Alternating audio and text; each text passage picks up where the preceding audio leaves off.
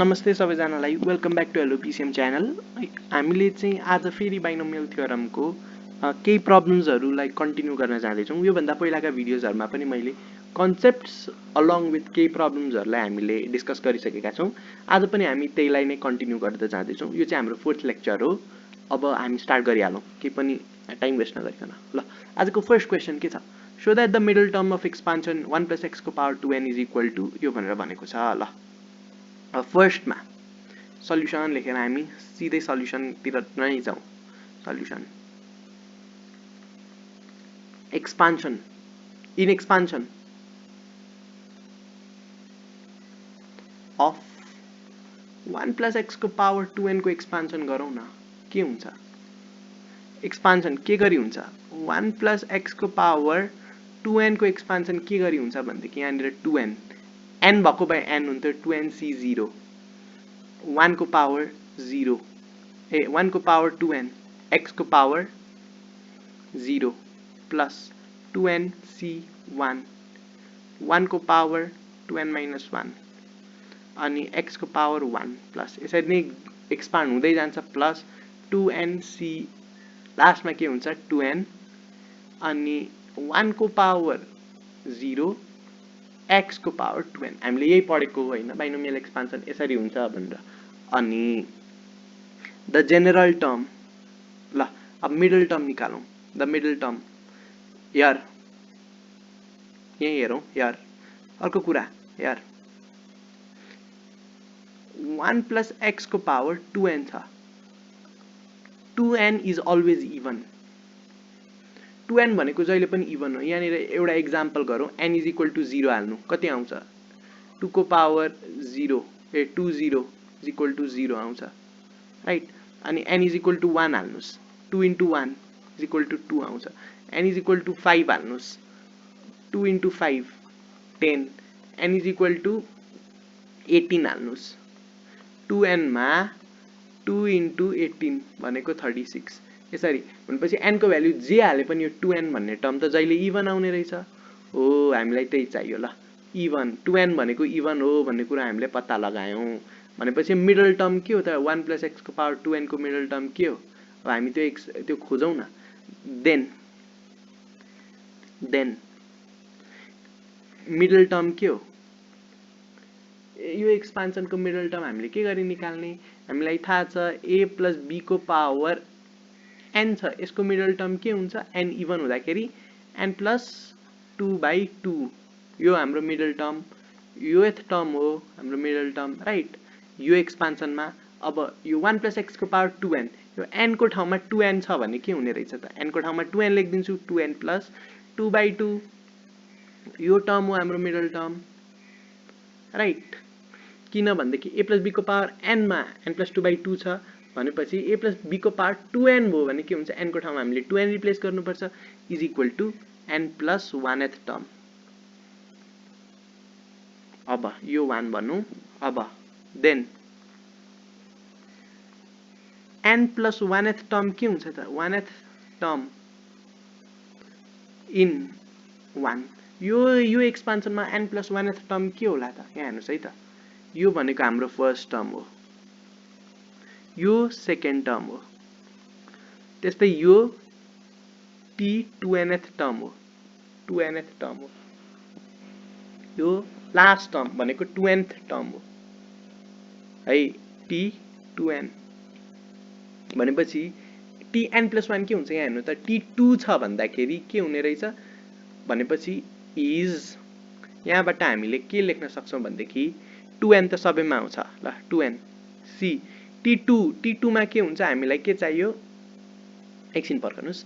अब then n + 1th term in expansion यो is tn + 1 हामीलाई यो चाहियो, is equal to 2n c अनि के छ यहाँनिर हेर्नु न त, t2 हुँदाखेरि यहाँ 1 छ, t1 हुँदाखेरि यहाँ 0 छ भनेपछि यहाँ tn + 1 हुँदाखेरि यहाँ के हुनु पर्यो? n हुनु पर्यो, हो कि होइन? हो नि। अब भनेपछि 2ncn 1 को पावर के हुन्छ?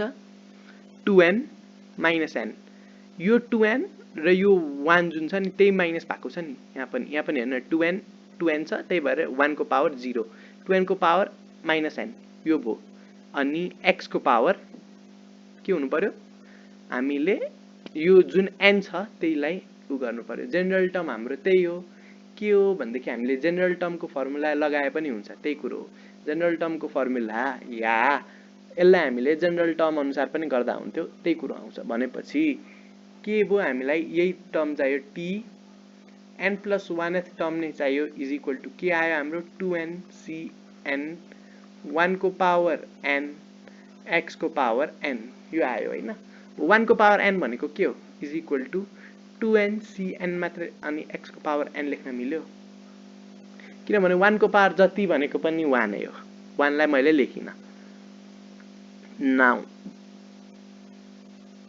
के भयो हामीलाई के देखाउनु परेछ तर tn plus 1 भनेको के देखाउनु परेछ यो टर्म देखाउनु परेछ यो टर्म हामीलाई देखाउनु परेछ हो कि हैन अब त्यही देखाउने नाउ tn plus 1 बराबर के छ 2n cn x को पावर n यसलाई म एक्सपान्ड गर्छु इक्वल टु 2n cn भनेको के हो परमुटेसन कम्बिनेसनमा 2n factorial by n factorial into 2n minus n को फ्याक्टोरियल यो किन भन्देखि ncr बराबर n factorial by n minus r factorial r factorial यही फर्मुला युज गरे यहाँनिर यो एन्सर आयो अब अनि यहाँनिर x को पावर n पनि बाँकी नै छ यो जस्तोको तस्तै अब म 2n फ्याक्टोरियललाई यसरी लेख्छु यहाँ हेर्नु है त 5 फ्याक्टोरियल भनेको के हो 5 फ्याक्टोरियल फ्याक्टोरियललाई यस्तो पनि देखाउन मिल्छ फ्याक्टोरियलको सिम्बल भनेको हामीले यस्तो मात्रै पढेको छौं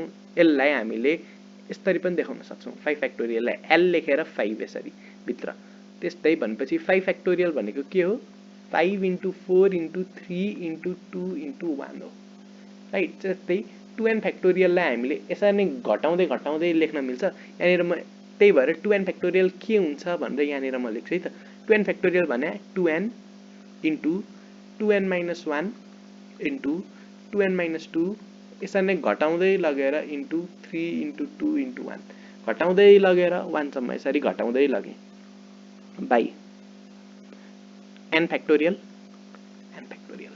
यहाँसम्म त सबैलाई क्लियर होला अब इज इक्वल टु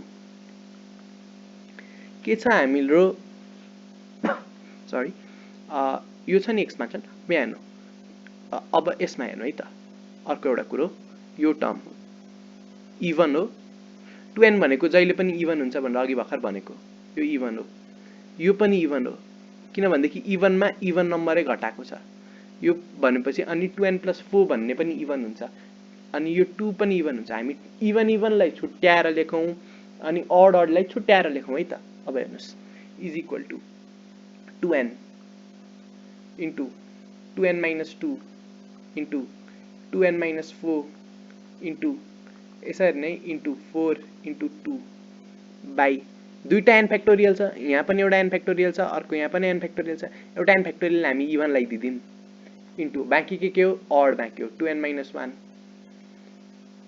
अनि 2n minus 3 यसरी नै के सम्म बाँकी भयो इन्टु 3 इन्टु 1 बाइ के हो यहाँ एउटा n फ्याक्टोरियल बाँकी छ इन्टु x को पावर n त्यसलाई त हामीले केही गरेकै छैन हो यहाँसम्म त क्लियर नै छ अब है त यति त हाम्रो RHS मा छ हेर्नु न 1 into 3 into 5 2n minus 1 सम्म by n factorial into x को पावर n यहाँ पनि त्यही छ 1 into 3 into यहाँ 5 पनि हुन्छ 1 into 3 into 5 into 2n minus 1 सम्म अनि x को power n by n factorial यो त हाम्रो RHS मा आइसक्यो अब हामीले एक्सपान्ड गर्ने भनेको यतिलाई मात्रै हो अब हेर्नुस् है त म अब कसरी लेख्छु हेर्नु अब हल्का अलि कुराहरु हेर्नुस् है त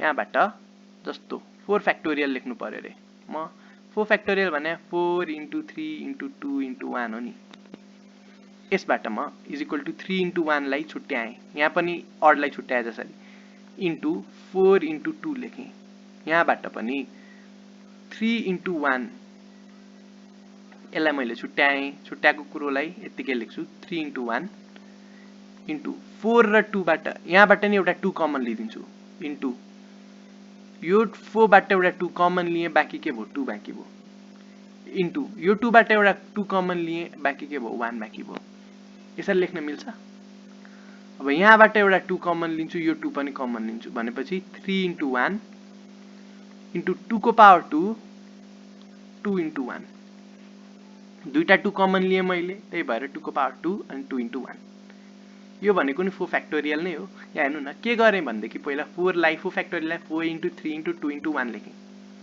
अब जुन जुन अड टर्म्स छ जस्तो 3 into 3 र 1 भनेको अड टर्म हो, त्यसलाई पहिला छुट्याइदिएँ। यहाँनिर हेर्नु 3 र 4 फ्याक्टोरियल पहिला मैले यसरी खोलेँ अनि अड टर्म कुन कुन हो 3 र 1 हो भनेपछि 3 र 1 लाई मैले यसरी छुट्याएँ। बाँकी के भयो 4 र 2, यो 4 र 2 यतिकै लेखेँ। अब यो 3 र 1 लाई मैले के पनि गरिनँ। अब यो 4 छ नि यसलाई मैले 2 into 2 लेखेँ अनि यो 2 छ नि यसलाई मैले 2 into 1 लेखेँ।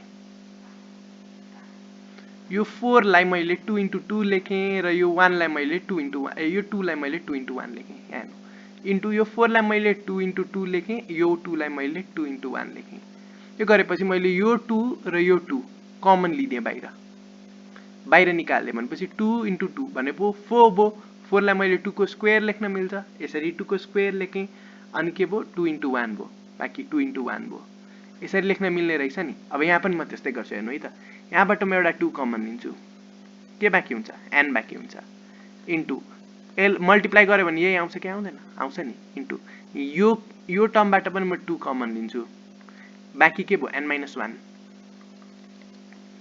इन्टु योबाट पनि म एउटा 2 कमन लिन्छु, बाँकी के भयो n - 2 इन्टु यहाँ पनि म त्यस्तै गर्छु इन्टु 4 लाई पनि म 2 into 2 लेख्छु, 2 कमन लिन्छु बाँकी 2 भयो इन्टु यो 2 into 1 छ, यो 2 लाई यो 2 बाट पनि एउटा 2 कमन लिन्छु, बाँकी के भयो 1 बाँकी भयो।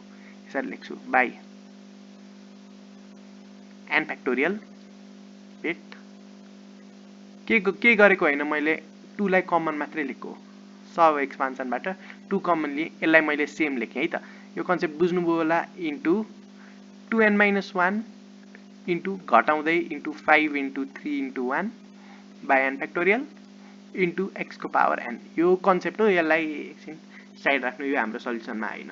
अब यहाँ हेर्नु यहाँबाट पनि यो n छ, यो n - 1 छ, n - 2 यो सबलाई म एक ठाउँमा राख्छु, जस्तो n into n - 1 into n - 2 यसरी नै कतिसम्म छ इन्टु 1 सम्म छ, राइट। यो यसरी गएको बाई n फ्याक्टोरियल इन्टु के छ 2 to 2 छ, 2 into 2 into 2 कतिसम्म छ इन्टु यसरी गइरहेछ, कति छ अप टु n, n सम्म 2 ले 2 to 2 गइरहेको छ इन्टु यहाँनिर यो त सेम लेख्छु 2n - 1 देखि 5 into 3 into 1 by n factorial into x को पावर n।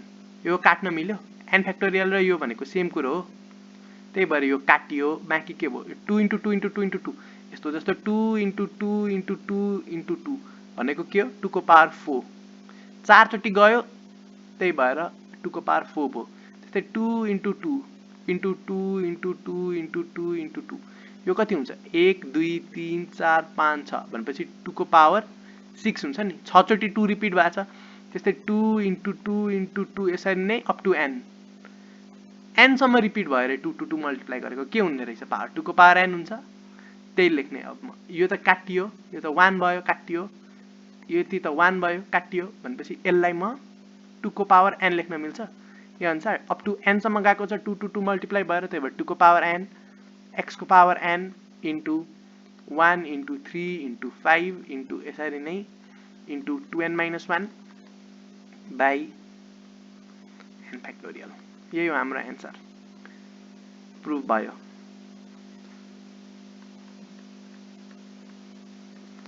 आज चाहिँ यो एउटा मात्रै क्वेसन गरौँ, अरू क्वेसन चाहिँ हामी अर्कै भिडियोमा गर्छौँ। यो क्वेसन चाहिँ अलिकति इम्पोर्टेन्ट क्वेसन हो, कन्सेप्चुअल क्वेसन पनि छ, धेरै कन्सेप्टहरूसँगमा बेस्ड भएको क्वेसन छ। एकपल्ट हेर्नुहोस्, म यसको नोट तपाईहरुलाई डिस्क्रिप्सनमा हालिदिन्छु अनि अरू क्वेसन्सहरू चाहिँ हामी पछि नै गरौँला है त। ल ओके, थ्यांक यू।